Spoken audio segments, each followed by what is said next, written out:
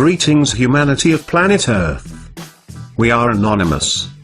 On October 27, 2014, in Sydney, Australia, 12 countries gathered together in a closed-door meeting to consider the final stages of the world's largest economic trade agreement.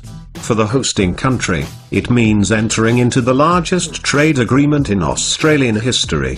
For the others involved, it means the world's largest economic trade agreement. It is a decisive moment for all involved, and one that, according to Julian Assange, experts from the medical, agricultural, economic, and media fields, will have far-reaching consequences for the global population.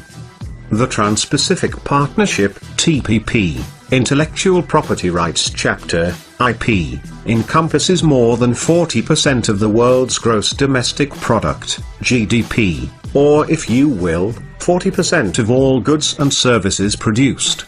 When you consider the figures, as Matt Wade, a senior writer for The Age, discusses, a deal as significant as the TPP should be fully debated in the community. It is not good enough that just 1 in 10 voters know about it. Julian Assange also questions the legitimacy of the TPP, highlighting the secrecies surrounding the negotiations.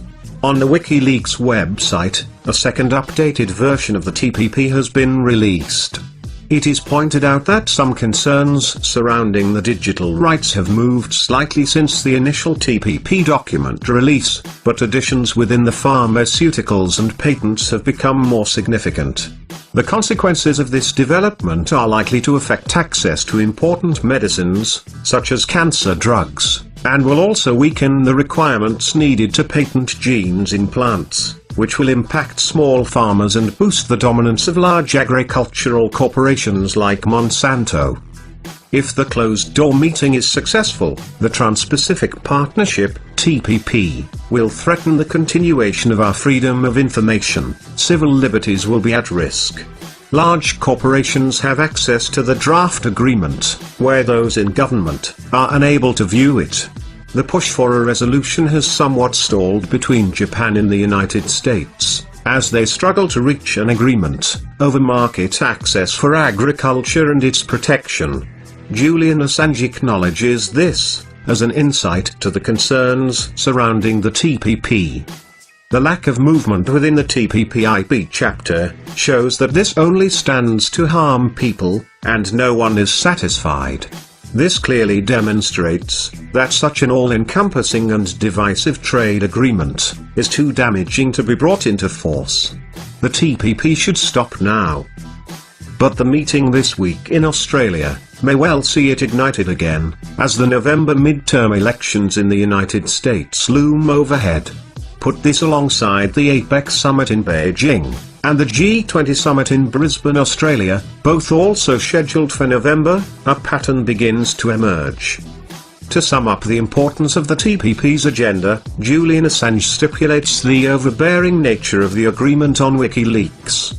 The selective secrecy surrounding the TPP negotiations, which has let in a few cashed-up mega-corporations, but excluded everyone else, reveals a telling fear of public scrutiny. By publishing this text, we allow the public to engage in issues that will have such a fundamental impact on their lives. Member countries of the TPP are Australia, Brunei, Canada, Chile, Japan, Malaysia, Mexico, New Zealand, Singapore, Peru, the United States, and Vietnam. We are anonymous. We are legion. We do not forgive. We do not forget. To Australia, Brunei, Canada, Chile, Japan, Malaysia, Mexico, New Zealand, Singapore, Peru, the United States, and Vietnam governments. Expect us.